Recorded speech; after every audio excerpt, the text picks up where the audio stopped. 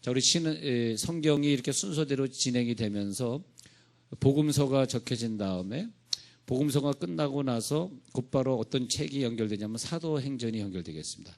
사도행전이 연결되는데 사도행전 2장에서 성령의 역사가 우리 가운데 내려온 이후에 세계 인류 역사가 완전히 달라지게 되었습니다.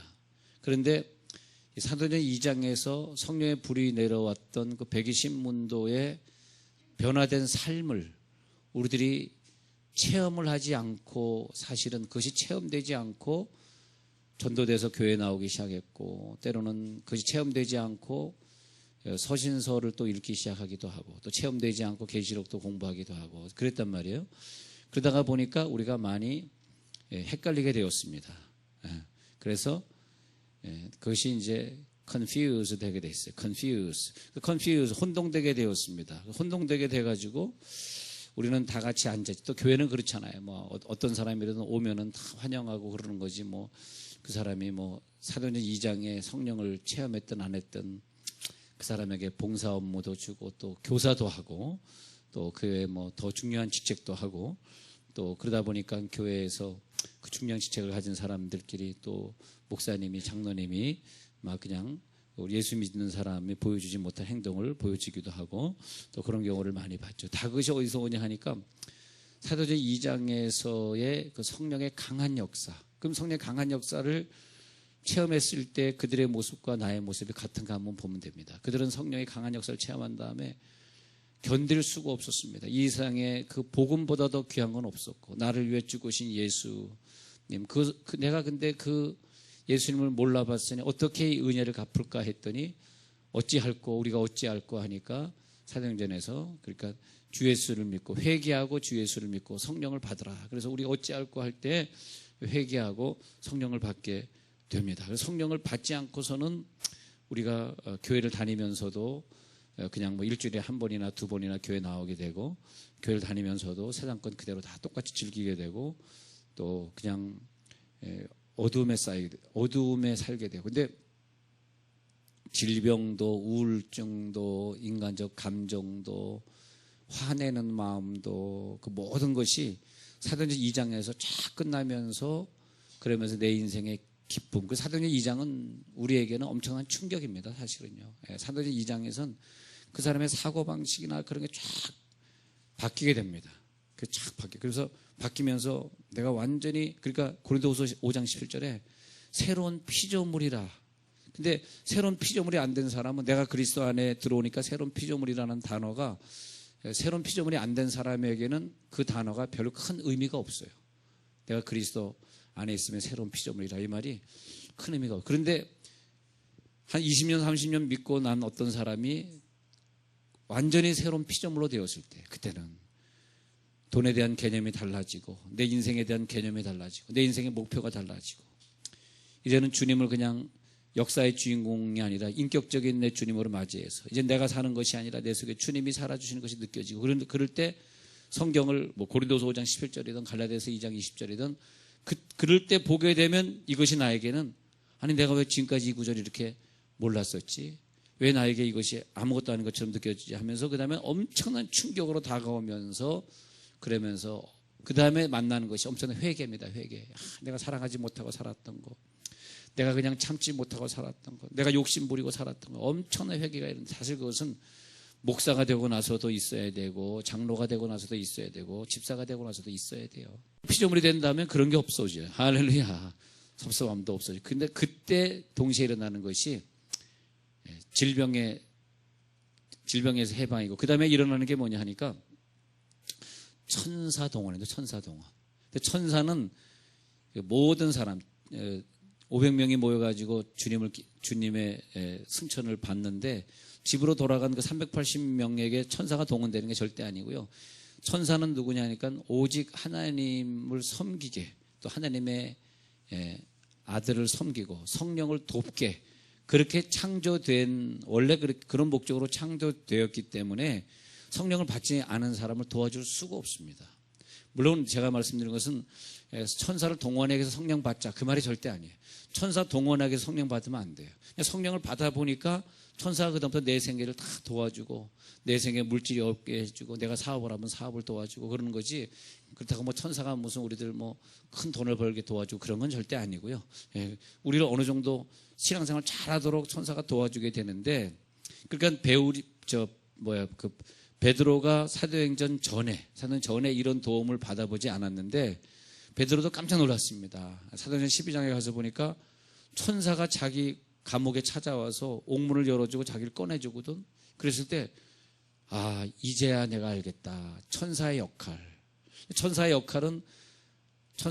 마귀의 역할을 열심히 공부해서 되는 것보다는 우리가 성령을 강하게 받으면 그것이 정리가 돼요. 그래서 천사의 역할, 성령의 역할, 마귀의 역할은 오늘 하는 건 아니고요.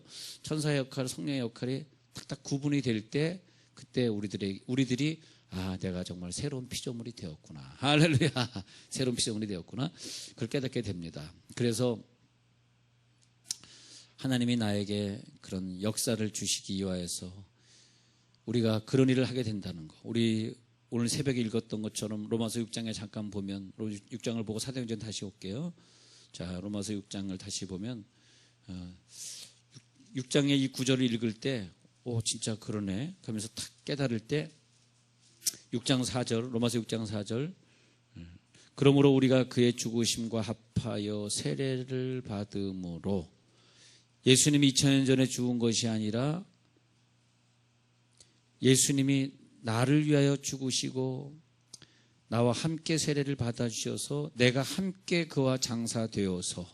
그러니까 이 구절을 충격으로 느끼는 사람이 있고 아무것도 못 느끼는 사람 두 종류가 여기 앉아 있습니다. 죄송하지만. 그래서 그와 함께 장사되어진 사람, 내가 과거에 가지고 있던 우울증의 감정, 화내는 감정, 거짓말하는 감정, 죄 짓는 감정이 없어졌어요. 예수님의 부활한 모습을 보면서, 예수님의 완전히 새로운 모습을 보면서 그게 내 모습으로 느껴지는 단계까지 올라가기를 축원합니다. 그래서 그와 함께 완전히 장사되었잖아요. 그런 다음에 그 아버지의 영광으로 말미암아 그리스도를 죽은 자 가운데 살리신 것 같이 우리가 또한 어떻게 살아? 새 생명 가운데 이제 살게 돼. 새 생명. 이거 엄청난 충격입니다. 우리가 그냥 사는 것이 아니라 새 생명 가운데. 새 생명이 누구냐 하니까 내 속에 계신 예수님의 생명으로 살아가는 거예요. 근데 예수를 믿고 교회 다니는 사람 중에 대부분이 그 새 생명 가운데 사는 건 솔직히 아니고요. 아닌 사람의 특징이 무엇입니까? 새 생명인 사람은 목사님이 왜 강단에서 저렇게 욕을 해? 이러면 이제 죽은 생명이에요. 새 생명은 할렐루야. 그래도 아멘. 할렐루야. 그래도 아멘. 정말. 근데 그게 감사한 것보다 여러분들이 살면서 남편을 잘 만나고 부인을 잘 만나고 살면서 돈을 잘 벌고 그게 감사한 것보다 여러분 진짜 감사한 것이 여기 앉아있다는 거 감사하시기 바랍니다. 야면하신 분들은 오늘 집에 가서 피자 2판 사서 드시기 바라고요. 그런데 이 로마서에 가셔서요. 자, 그래서 우리가 새 생명 가운데 살게 하시려고 내 속에 예수님이 부활하신 거예요. 자, 부활은 2000년 전에 한 게 아니고요. 그건 보통 있는 사건이에요. 그거 모르는 사람 없어요. 불교인도 알고 마귀도 압니다. 그걸 우리들이 아는 것이 아니라 우리가 알아야 되는 것은 내 속에 부활을 모르면 2000년 전에 부활을 알고 죽으면 뭔 소용이죠. 내 속에 부활을 알아야지. 내 속에 부활한 줄 믿어질지어다. 내 속에 예수님이 부활했다라고 하는 것은 내가 새 생명 가운데 산다. 그러니까 내가 사는 것이 아니라 내 속에 예수님이 부활해서 살아 드리는 삶을 산다. 그래서 우리가 예수님이 우리 속에서 부활하신 이유는 새 생명 가운데서 행하게 하려 하신 거래요. 그래서 로마서 6장 5절에서 만일 우리가 그의 죽으심과 같은 모양으로 연합한 자가 되었으면 또한 그의 부활과 같은 모양으로 연합한 자도 되리라. 야, 이 구절이 있는데 막 몸서리가 쳐지고 몸에 그냥 닭살이 돋으면서 야, 내가 사는 게 예수와 연합해서 죽은 것이고 예수와 연합해서 산 것이고 그래서 예수와 연합해서 산 사람이 돈 조금 손해본 것 때문에 시험 받아요? 남이 나를 괴롭게 한 것 때문에 되게 시험 받아요? 그건 예수가 아니지. 그건 아직까지 자기가 살아있는 것이. 여러분 이제 부활의 즐거움을 마음껏 누리시다가 주님 만나시기를 바랍니다. 예. 그래서 이제 6절에 보면 옛사람이 예수와 함께 십자가 못 박혀 죽은 것은 이제는 우리가 더 이상 죄의 종로로 타지 않아요. 여기 앉아 계신 분 중에서 아직 죄의 종로로 타고 있는 사람은 우울증에 걸릴 수도 있는 사람이고 어떤 질병이 올지도 모르는 사람이고 죄의 종로로 타는 사람은 물질의 축복도 받기는 힘든 사람이고 인간관계에도 깨질 수밖에 없는 사람이고. 왜? 부활한 몸이 아니니까. 부활한 몸이 아니니까 그게 다 같은 상종하는 거, 같은 겁니다. 같은 거예요. 여러분 예수 잘 믿지 못하는 사람 똑같잖아요. 사업도 잘 안 되고 일도 잘 막히고 친구들 관계도 안 되고 식구들도 아프고 예수도 안 믿고 다 같이 연결되잖아요. 근데 부활한 몸이 되면 일단은 왜 예수의 부활한 몸을 즐기고 살게 되면 모든 것이 잘 풀리냐 하니까 천사가 그 역할을 해주기 시작해서 그렇다는 거죠. 그래서 베드로가 감옥에 갇혔는데 천사가 나타나가지고 옆구리를 쳐 깨워 가라되 자고 있는 베드로를 야 일어나 가자. 그러니까 급히 일어나라 하고 사도행전 12장 7절에 급히 일어나라. 그리고 그 다음에 쇠사슬을 그 손에서 다 벗겨주고 그 다음에 베드로를 끌고 감옥 밖으로 나가니 그 다음에 10절에서 그 거리를 지나매 천사가 곧 떠나더라. 그렇게 되겠습니다. 자, 그래서 우리들이 천사의 역할을 이해하기 위해서 좀 더 과거로 돌아가서 창세기로 돌아가 보면은 창세기 2장에서는 원축복이라 원축복. 우리들이 이 인간이 받는 복에 대해서 잘 나왔습니다. 그 다음에 창세기 3장에서는 원죄라 그래요. 인간이 왜 원죄를 만나게 되었나. 그런데 원축복을 우리가 누려야 되는데 선악과로 말미암아 우리가 그 원죄를 갖게 되었습니다. 그러면 우리가 예수님이 오시게 된 것은 선악과의 싸움을 이기게 하시려고 내 속에 오셔서 내가 이기었노라, 내가 승리했노라 그렇게 되거든요. 그러면 선악과를 우리가 선악과는 나쁜 거야 이렇게 하시면 안 되고 선악과는 하나님이 만들어준 것이기 때문에 좋은 거야. 선악과는 좋은 거야. 선악과는 우리 주변에 울타리가 되어줘서 그 선악과를 울타리가 태워줘서 선악과 때문에 우리가 건강하고 선악과 때문에 육의 문제를 누리고 삽니다. 선악과가 있음으로써 우리는 건강하게 살 수 있어요. 근데 선악과를 먹어버리면 건강이 없어져. 근데 선악과는 우리의 주변에 울타리처럼 이렇게 여러분 우리가 살 때 도둑이 들어오지 말라고 이게 가시덤불을 이렇게 쳐놨습니다. 근데 그 가시덤불을 내가 허물어 버리면 도둑이 침입을 하잖아요. 근데 가시덤불이 도둑에겐 나쁜 거지만은 나에겐 좋은 거잖아요. 그잖아요. 하나님이 만든 것은 다 선한 것이. 우리가 예수님이 내 속에 부활한 다음에 깨달음이 오면 하나님이 만든 것을 나쁘다고 말하진 않아요. 다 좋은 겁니다. 내 옆에 있는 내 아내가 나쁜 존재입니까? 좋은 존재입니까? 좋은 존재입니까? 나쁜 존재입니까? 근데 그 남편이 있다가 그렇게 속색에다가 남편이 떠나니까 그 부인이 울더라고. 아휴, 그래도 내 남편이 옆에 있을 때는 남들이 나를 무시하지 못했는데 그렇게 속색이던 남편을 뭐라 그러냐니까 기둥서방. 예. 근데 나는 미국에 오래 살았는데 미국 살면서 좋은 말은 다 잊어버려 나쁜 말은 다 기억하고 있어요. 좋은 말은 기둥서방. 근데 그 기둥서방이 있었을 때는 참 좋았는데 그나마 그 아프던 남편이 떠나고 나니까 모든 게 다 힘들대. 예. 떠나고 나니까 좋았구나. 자, 우리 집을 주변을 울타리 치고 있는 가시덤불이 나쁘다, 좋다. 예. 근데 선악과는 나를 지켜주는 울타리가 되었습니다. 근데 그 선악과는 아무도 허물지 않아요. 내가 허물지 않으면 아무도 허물지 않는데 근데 그 선악과 울타리를 내가 허물어 버렸습니다. 울타리를 허물어 버렸어. 그랬을 때 허물어 버리면 뭐가 들어오냐? 그 선악과를 통해서 마귀가 들어와 버리고 마는 거죠. 마귀. 그럼 마귀가 또 나쁜 거냐? 마귀 나쁜 거 아니다. 마귀가 들어옴으로 말미암아. 근데 선악과를 허물었는데 마귀가 안 나에게 안 들어와 버리면 나는 암 걸려 죽어요. 근데 내가 선악과를 허물었잖아. 그래서 어떤 죄를 하나 졌잖아요. 그런데 마귀가 들어와서 나에게 감기를 줬어. 아이고 내가 아이고 지난번에 내가 죄를 짓더니 이번 주에 내가 감기가 들렸는데 막 회개해가지고 회개했더니 그 성령의 놀라운 능력이 발동해가지고 감기를 잃어버렸어. 잊어버렸어. 그래서 또 그 무서운 뭐 폐렴이나 폐결핵이나 그런 것들이 나를 접근하지 못하고 감기로 끝나버렸어.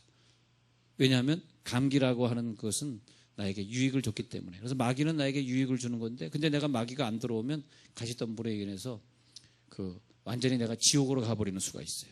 자, 근데 생명나무는 뭐냐 하니까 나와 하나님과의 교통의 관계, 나와 하나님의 교통의 관계가 있어서 하나님의 생명을 공급받을 수 있도록. 그래서 우리들의 인생은 두 가지 나무가 있어요. 선악과가 있고 생명나무가 있고.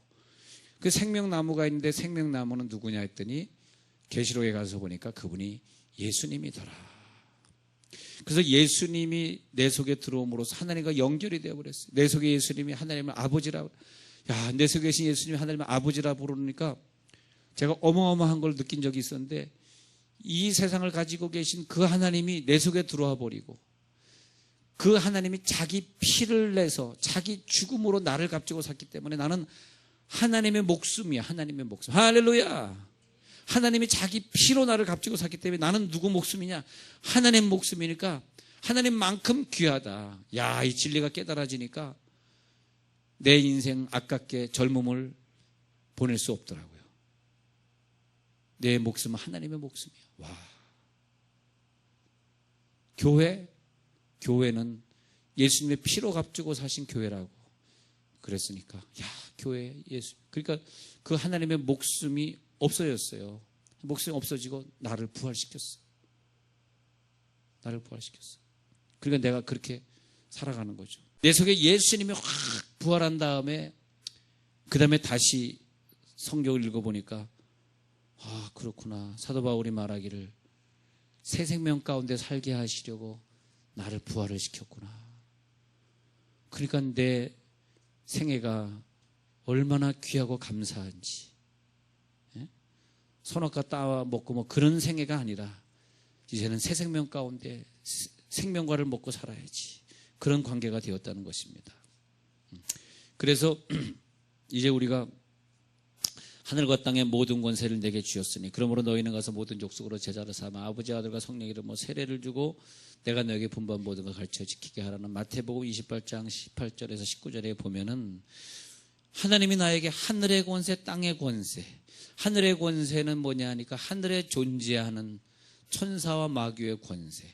땅의 권세는 땅에 존재하는 사람의 권세를 다 내게 주셨다는 게 이해가 안 되잖아. 왜 주셨냐 하니까 그분이 나를 피로 값지고 사서 자기 목숨을 버린 다음에 내 속에 들어왔으니까 이젠 그 권세가 내 속에 있는 거예요. 할렐루야.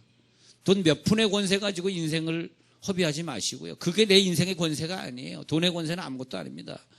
그것이 아니라 하늘과 땅의 권세가 내 속에 들어와 버리니까 그러니까 너희는 가서 이 권세 가지고 뭐 할까요? 너희는 가서 모든 족속으로 제자를 삼으라. 그러니까 교회가요 제자 삼는 사역이 있어야 돼. 많은 사람들이 제자가 되어지고 그렇게 돼야지. 그러니까 그거 다 교회에다 갖다 바치세요. 네.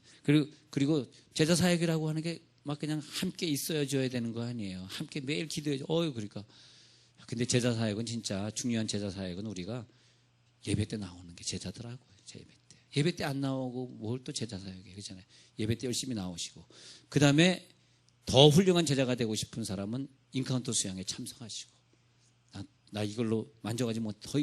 그 다음에 더 훌륭하게 하실 분들은 이제 10주간 코스, 12주간 코스를 또다시 도전하시고, 제가 가르치던 제 아내가 가르치던 또 이병선 집사님이 가르치던 제자사역 부가 있잖아요. 거기서 가르치는데 또 참석하시고, 그러면서 더 훌륭한 제자가 되시고, 그 대신에 훌륭한 제자가 되실 분들은 자기의 생애를 바치고자 그런 마음으로 제자가 돼야지. 말만 제자 사역하면 안 되고요. 진짜 하나님 앞에 헌신하는 사람. 그래서 그 제자들이 뭐냐니까 모든 족속으로 제자를 삼아가지고 아버지 아들의 성령으로 세례를 주면서 내가 너에게 분부한 모든 것을 가르쳐 지키게 하라. 그런 거죠. 예. 그런 권세를 우리들에게 주신 것입니다. 그런 권세. 그러면 이제 예수님을 인격적으로 영접했다라고 하는 그 말은 뭐냐 하면 내 속에 예수님이 완전히 들어오셔서 내 모습은 100% 없어지고, 어떤 사람은 20%는 없어지고 80%는 살아있고 70%는 없어지고 30%는 살아있고 그러죠. 그래서 근데 이제 그것이 아니라 100% 없어지고 내 속에 영의 사람이 새로 탄생된 거, 새로 탄생된 거를 성경에서 요한복음 3장에서는 거듭났다 그렇게 표현하고요. 완전히 새로운 사람이 태어났는데 그 사람은 껍데기는 내 껍데기인데 속의 영은 예수의 영인 경우를 말하는 것입니다. 그게 거듭난 것이지, 우리가 생각할 때 길 가다가 누가 예수님 고백하세요, 고백했어요, 당신 거듭났어요, 그건 좀 아닌 것 같아요. 거듭난 거는 껍데기는 내 껍데기인데 완전히 내 속에 예수가, 그러니까 어려움은 없어지지 않았어. 그대로 어려움이 있어. 자식이 어려움이 있고 다 어려움은 그대로 있지만 뭐가 바뀌었냐는, 그 자식이 바뀐 거, 그 환경이 바뀌고 돈이 바뀐 것이 아니라 내가 바뀌었단 말이에요. 내 속에 예수가 내 껍데기를 쓰고 사니까 껍데기만 나지 내 속에 예수가 이제는 그것을 감당할 수 있고, 너무너무 감사하고, 나에게 이 어려움을 주신 것이 너무 감사하고 그 영혼을 너무너무 사랑하고, 그래서 이제 요한복음 1장 12절에 영접하는 자 곧 그 이름을 믿는 자들에게는 하나님의 자녀가 되는 권세를 주셨다는 그 말씀이 특별하게 나에게 다가오면서, 영접하는 자 곧 그 이름을 믿는 자들에게 내가 뭐냐? 이제 내가 하나님의 자녀가 되었네. 할렐루야. 하나님의 자녀가 되는 권세를 가지시기 바랍니다. 그 권세를 우리들이 가져버리니까, 그 권세를 가지고 그 다음 단계가 뭐냐니까 천사가 나에게 복종하는 게 느껴지더라 이것입니다. 근데 여러분 막 노력하는데 천사가 나를 돕지 않고 있다면은 천사를 욕하지 마시고 내가 하나님의 자녀의 권세가 없는 걸 빨리 깨달아야 돼요.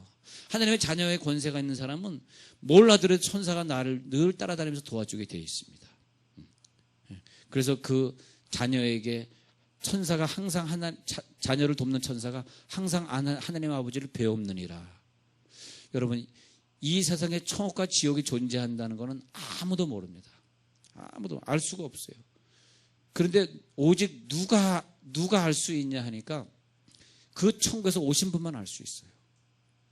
그 예수입니다. 예수. 그래서 예수님이 이 땅에 오셔서 천국과 지옥을 2000년 전에 알려줬어요. 할렐루야. 그리고 천국과 지옥을 소개하신 그분이 영원히 나와 동행하려고 내 속에 들어와 버렸어. 천국과 지옥을 누가 알아요? 그 사람이 죽었다 살아났다 해서 그 사람이 믿어져요? 솔직히 안 믿어져요.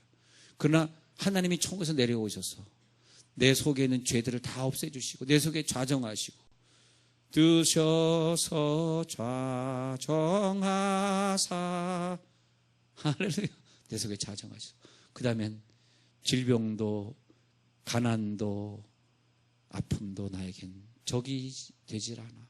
내 속에 너무너무 기뻐. 감격의 눈물이 나.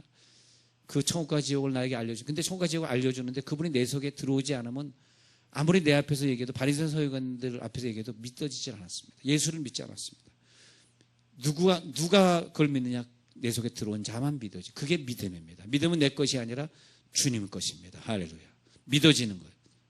그리고 내 속에 그분이 오셨을 때에 뭐냐니까 자기 아버지를 아바 아버지라 부르기 때문에 그 다음에 예배 생활이 되는 거예요. 예배 생활에 내가 집에 있으면 못 견디는 거예요. 누가 못 견뎌? 내 속에 예수가 못 견뎌야 되는데. 수요일 저녁에 내가 집에 있는데 연속극 보고 있는데 견뎌. 그건 예수가 없는 거야. 예수가 있으면 견딜 수가 없어. 내 속에 예수 견딜 수가 없어. 그게 이제 성령 받는 거라니까요. 어느 교인이 딱 일주일에 한 번만 나오는 교인이 11조 생활도 안 하고 예배상 일주일에 한 번 교회 나오고 사업을 잘하는 교인이 있었는데, 진짜 있었어요. 근데 제가 미국에서 목회할 때, 그래서 몇몇 교인들 데리고 기도원을 여느 때와 같이 간다면은, 그 다음에 그분에게 안수했는데 그분이 쓰러지면서 거품 불면서 입신하면서 성령 받은 걸 체험했어요. 성령 받은 걸 체험했는데, 그 다음에 집에서 연속극만 보면 이게 막 그때 받았던 방언이 계속 랄랄랄라 막 나오면서 도저히 막 몸에 진동해가지고 견딜 수 없더라는 거예요. 그래서 수요일도 계속 안 빠지고 나오길래, 아니 수요일 안 되던 사람이 어떻게 나오냐 그러니까, 수요일 집에 있다가 큰일 나 막 그냥 몸에 죽을 것 같아가지고 막 진동이 일어나가지고 그래서 막 수요일 나와야. 그런데 11조도 얼마나 꼬박꼬박 잘 냈던지 말이에요. 근데 그렇게 되더라고요. 그러니까 이게 성령이 오면 되는 거지, 내 힘으로는 예배가 지겹고 막 그냥 힘들고 피곤해 죽겠는데 좀 쉬고 싶고 그런 거죠. 근데 성령이 오시면 여기 오는 게 쉬는 거라니까. 할렐루야. 나에게 와서 배우라. 내게 와서 쉬라.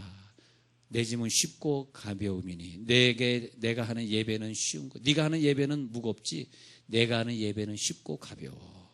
내게 와서.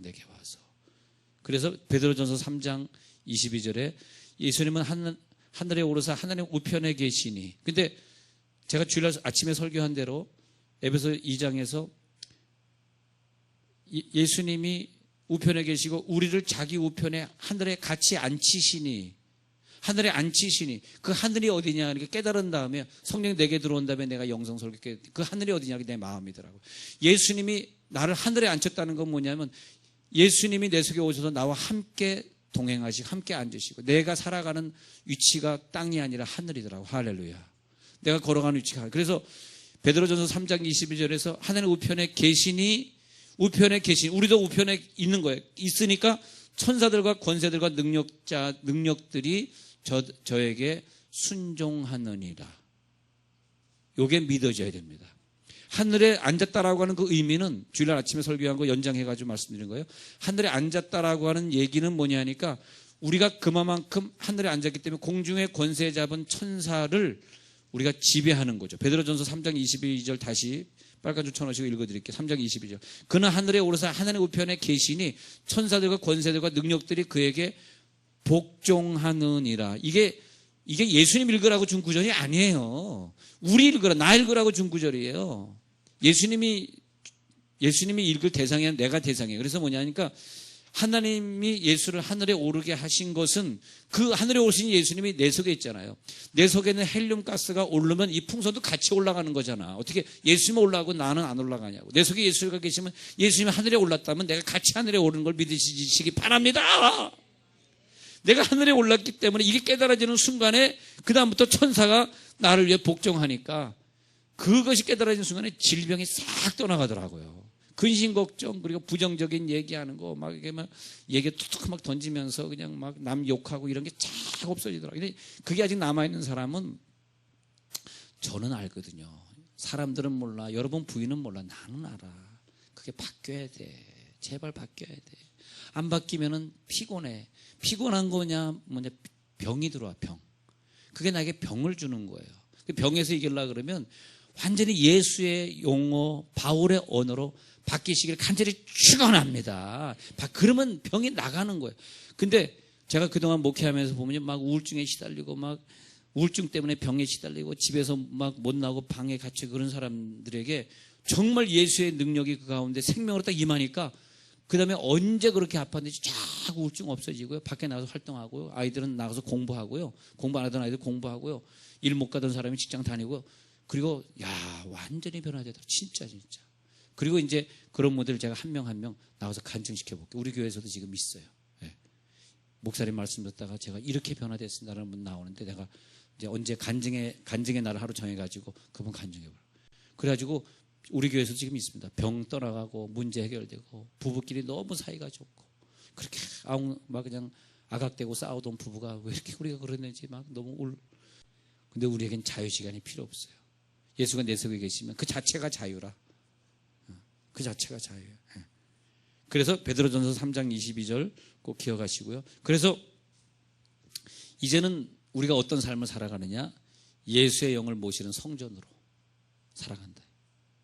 근데 지금 이 진도를 나가다 보니까 할 수 없이 진도가 다음 주 수요일 날 이 말씀이 이어져야 되고 딱 제일 중요한 말씀이 딱 추석 주간에 걸려 있네. 근데 내가 추석 주간에 해야 돼 말아야 돼 하니까 그래도 나오는 사람 때문에 그냥 진도 나가야 되겠어요. 그러니까 추석 주간에 빠지시는 분들은 내 속에 예수가 안 계신가 보다 이렇게 생각하시면 한 사람 누구예요 지금? 자, 그래서 이제 우리들의 몸이 말이에요. 우리들의 몸이 이제 예수의 몸이 대해서 살아들이시기 바랍니다. 네. 그래서 제가 그 부활의 능력에 대해서는 내일 새벽 기도 시간에 또 계속 해야 되는 부분이 있어서 계속 하기로 하고 다음 주 수요일 날 하늘과 땅의 권세 중에서 천사와 성령의 역할에 대해서 구분하는 건 다음 주 수요일 날 진도가 다 안 나가서 해야 될 것 같고요. 그리고 또 이제 그 다음 주에도 새벽 기도 때 계속 그래서 여러분 새벽 기도 나오시는 분들은 내가 신학교에 입학했다 그런 마음으로 나오시면 제일 좋겠습니다. 네, 신학교 간다. 이것을 마치기 위해서 저녁에 내가 일찍 자고 하루에 4시간 자는 훈련을 계속 하다 보면 또 4시간 자면 또 견딜 수가 있습니다. 여러분 하도 9시간 자버릇 해가지고 10시간 잡부를 해가지고 그게 이제 버릇이 돼서 그런 거예요. 그게 좀 우리의 육체는요 견딜 수 있습니다. 승리하시길 바라고요. 또 금요일에는 이제 사람을